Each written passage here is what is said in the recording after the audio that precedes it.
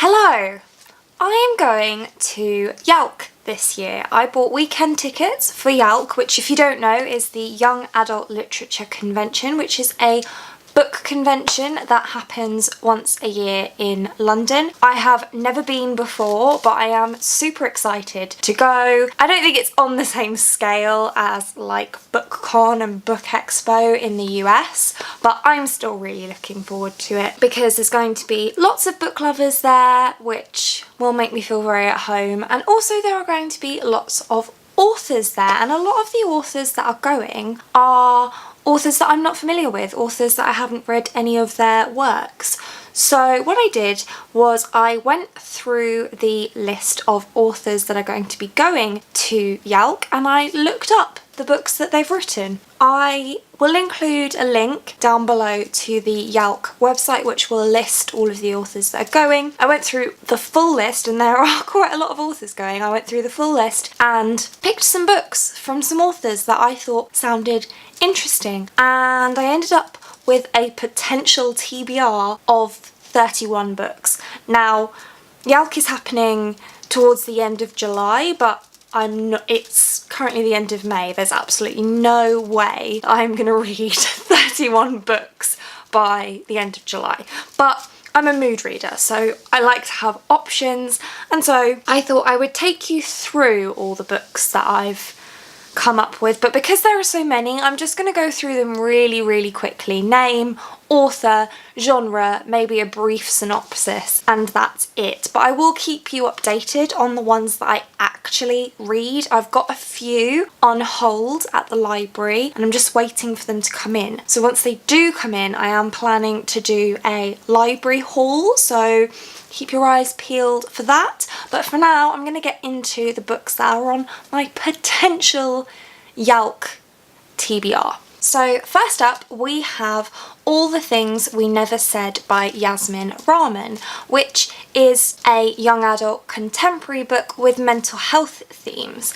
This book follows some characters who have essentially entered into a suicide pact, but once they find each other through this website, they start to realise that there may be something for them to live for. Next up, we have The Gilded Cage by Vic James, which is a young adult fantasy, and I don't know why I keep saying young adult because all of these books are going to be young adult because it's the Young Adult Literature Convention. So I'm going to stop calling them young adult books from now on. This is a fantasy and it's the first book in the Dark Gifts series, and it is set in a world where the lower classes have to serve 10 years in payment to the upper classes, and they can choose to do it at any time in their life, but the choice of when is difficult. If they wait too long, then they get too old and they don't get through the 10 years, or if they do them too young, they never get over the 10 years, which just sounds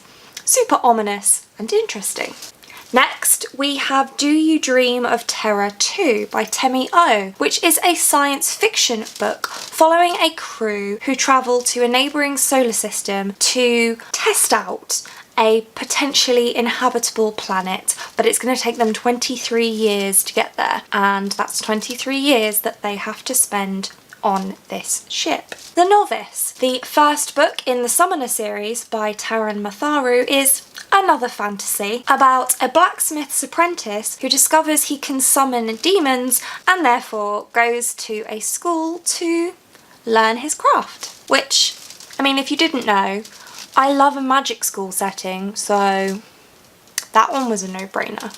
Next up, we have Zenith by Sasha Olsberg and Lindsay Cummings, and it's book 1 in the Adroma saga, and Sasha and Lindsay are booktubers here on YouTube, and they wrote this science fiction book together, which I don't know too much about. I know it's pretty polarising, and I'm kind of interested to see where I fall on the scale of love-hate. Then we have Flame in the Mist by Renee Adier, which is yet another fantasy. Are we surprised? And it follows a character who has been raised by a prominent samurai, but because she is a girl, she is destined to be married off. Her skills in combat and alchemy are completely irrelevant. But on her way to meet her betrothed, something goes wrong. Then we have another fantasy by Renee Ahdieh, which is The Wrath and the Dawn. And this one has actually been on my radar for quite some time because just look at that cover.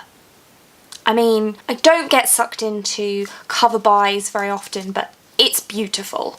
And if I'm being honest, that's all I know about it. Then we have The Twisted Tree by Rachel Burge, which is fantasy, but it is horror fantasy about a girl who fell from a tree, went blind in one eye, and now can touch people's clothes and tell things about the person those clothes belong to. She goes to visit her grandma to find out a little bit more about her ability and finds that her grandma has died and there's some random boy living in her grandma's house, which it just sounds really interesting. The Darkest Bloom, Shadow Sent Book 1 by P.M. Freestone is a fantasy in which the magic system is based around scents. And I've never read a magic system based around scents before, and I enjoy an interesting magic system, so on the list it goes. Then we have the Sorrow duology by Melinda Salisbury. Book 1 is State of Sorrow and book 2 is Song of Sorrow, and it's a fantasy duology about a girl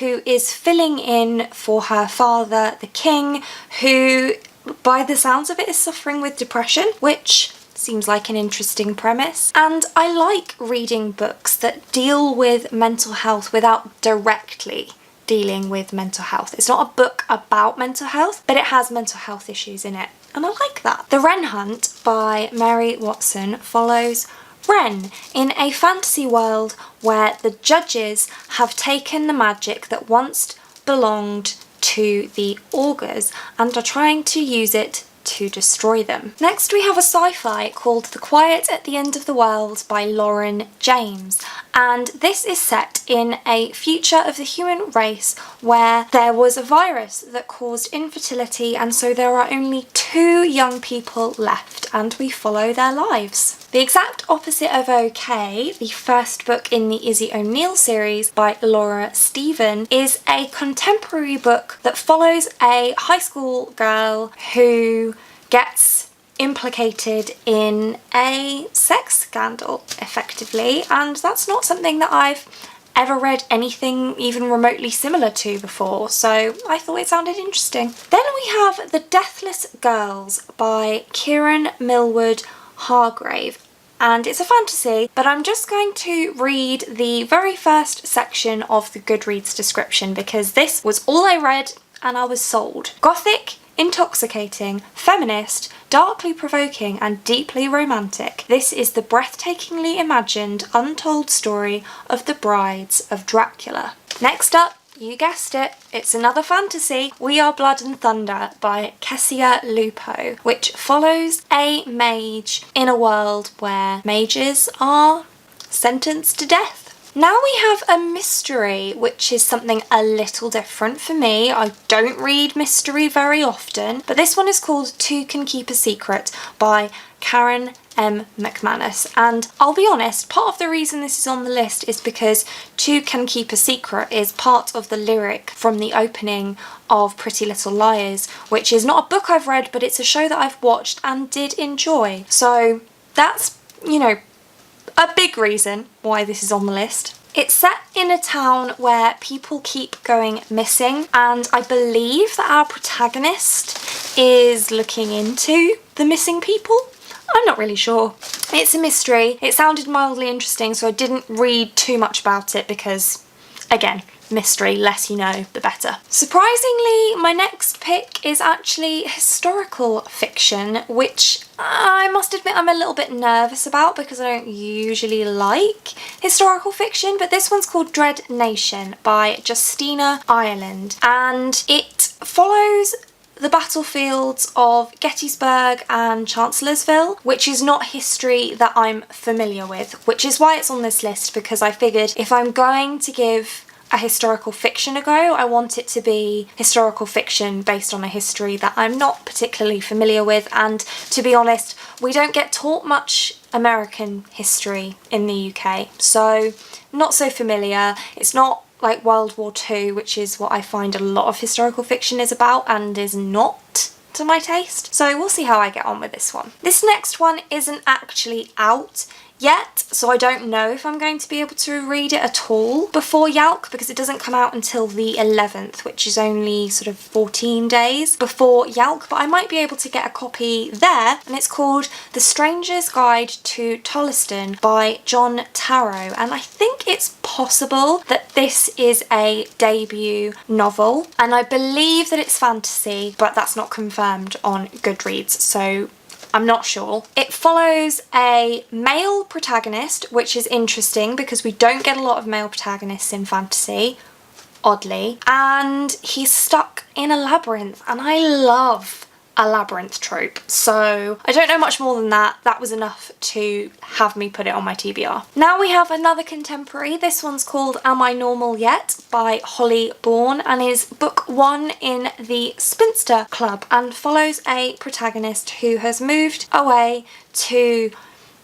college, university, following a mental breakdown, and she's looking forward to the new start that will bring, and she's looking for love. Another contemporary by Holly Bourne is The Places I've Cried in Public, and it follows a character who is revisiting the past moments of her relationship to discover what went wrong. The next one seems to me more middle grade than YA, but it's The Undercover Princess by Connie Glynn, which is book 1 in the Rosewood Chronicles, and it follows two characters at a boarding school. One is a princess, and our protagonist is the one that ends up pretending to be the princess.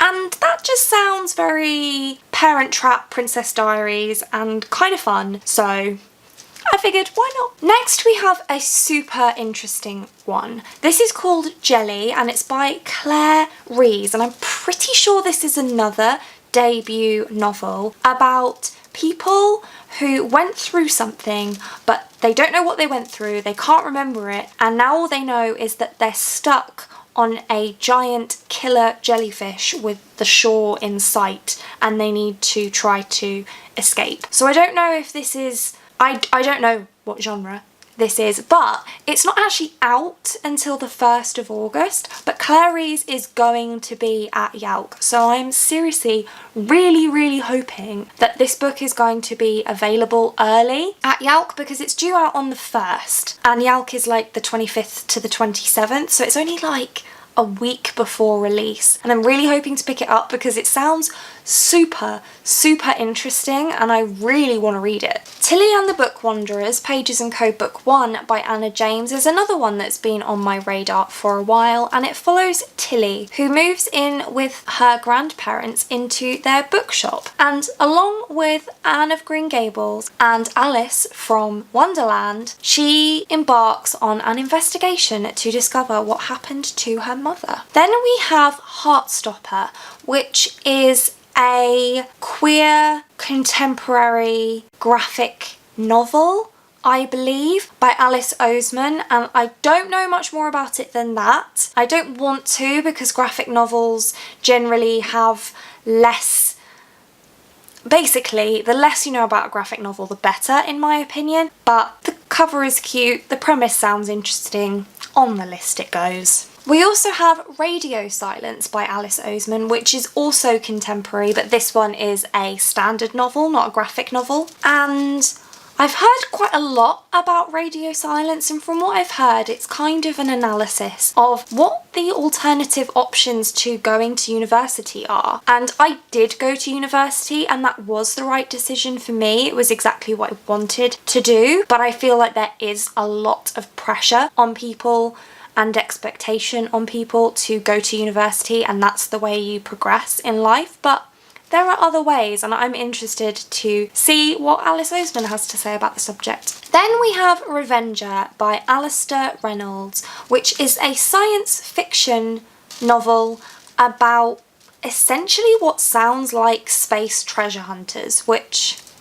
That is really interesting, and I don't read a lot of science fiction, and I don't know why, because I tend to enjoy it. So this one sounded fun. Then I have 2 contemporary books by Akemi Dawn Bowman. The first one is called Starfish, and I'm just going to read the first section from Goodreads again. A half-Japanese teen grapples with social anxiety and her narcissist mother in the wake of crushing rejection from art school in this debut novel. Japanese culture, yes please. Social anxiety, yes please.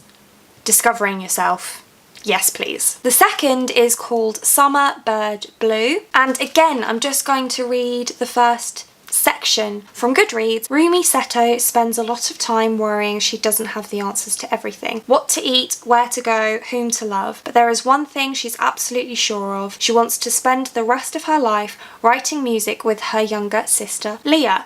Then Leah dies in a car accident. And it sounds like this one is going to again deal with anxiety, which I'm interested in reading about, and also grief, which is something that I'm increasingly interested in reading about. So both of those books just sound great. Second to last, we have Girls of Paper and Fire by Natasha Nagan, which again is a fantasy book that has been on my radar for quite a long time, and I just haven't got around to reading it yet, but I really, really want to. It follows essentially a concubine to the king and a relationship that blooms between her and one of the other concubines. And I've just heard, again, I've heard pretty mixed things. Some people really like this book and some people really don't, but it sounds like the kind of thing that I'm likely to enjoy, so I really want to check it out. Plus the second book is in the trilogy, is coming out later this year, and again, if I could read this before YALC and potentially get an art of book 2, I would be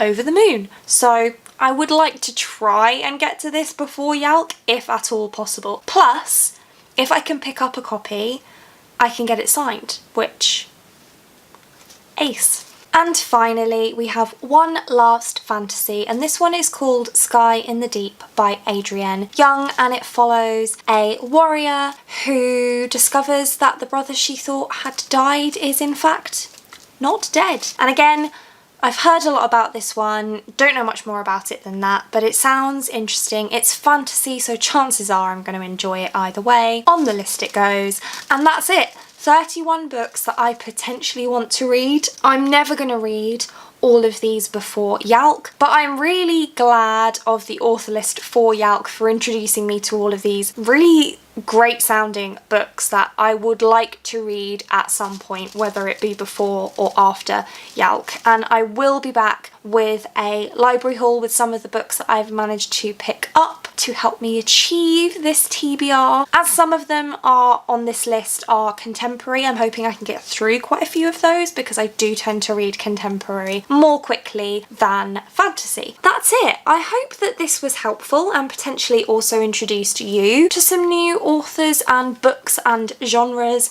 that perhaps you hadn't thought about before. It certainly did for me, and for that I'm really grateful. But that's it for this one. Thank you so much for watching. If you like this video and want to see more like this from me, then do think about hitting that subscribe button, and I hope to see you here again soon. Thanks!